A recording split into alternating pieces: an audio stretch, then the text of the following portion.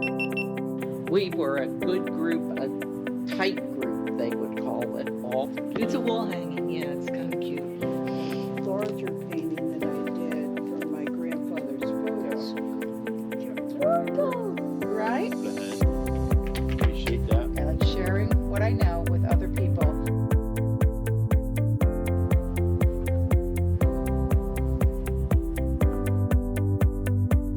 Hello, our names are Ben and Atlas. Today is April 29th, 2026, and we are at Tuckerton Elementary School in New Jersey. We are interviewing Andrew Tonnesen as part of Tuckerton Seaport's This Is the Place project. Thank you for joining us today. Can you tell us a little bit about yourself? So my name is Andrew Tonnesen. I'm a Decoy carver from from Tuckerton, New Jersey. I've been carving for a little over 20 years now. What do you like about your job? I like the fact that there's no right way or wrong way to make a decoy. It's your way. If you can think it, if you can draw it, you can bring it out of a piece of wood. That's really what I like to use my imagination. Why did you choose to be a decoy carver? It's a great question. I never really thought about that. I've always liked ducks. I've always been fascinated with decoys. I started when I was a little bit older than you. I was in 6th grade. And it was one of those things I just kind of liked working with my hands and fell in love with it, and I still do it today. How many decoys have you carved? Too many. That's what my wife says. I carve too many. I have enough that filled up my kitchen, my living room, all over my house. So I don't know, a couple hundred, 100, 200, something like that. What kinds of tools do you use to create your decoys? That is a great question. We use a lot of hand tools. Number one is it's a good sharp knife, right? Good sharp knife will cut, dull knife will cut you. Some rasps and draw knives and spoke shaves, traditional decoy carving wood tools.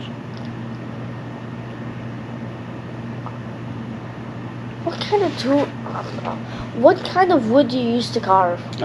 Free wood. It's the best wood there is. Traditionally, it's Jersey white cedar. That was a joke. It's okay. Jersey white cedar grows in the local swamps, makes it just great and ideal for carving decoys. I will use pine. I will use basswood. I've used tupelo. But for the most part, I like to make everything out of Jersey white cedar. It smells really, really good. What is your favorite part about your job?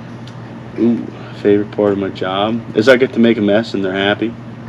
If I make a mess at home, they get mad. I got to clean it up.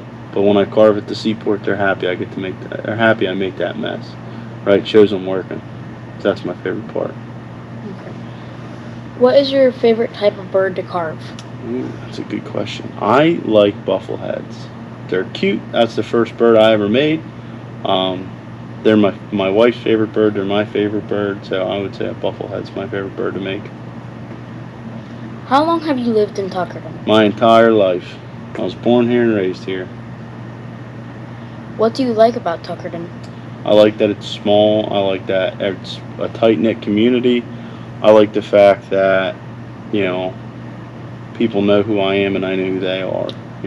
I know my neighbors. I get along with everybody, and it's a great place to grow up, great place to live. Why do you work at Tuckerton? Why do I work at Tuckerton? Because I live here. Short commute, right? It's a beautiful thing. I live and work in the same place. Why do you think Tuckerton is special? It's special because we're kind of stepped back in time. We're not caught up in the hustle and bustle the rest of the world seems to be in. We take pride in where we're from.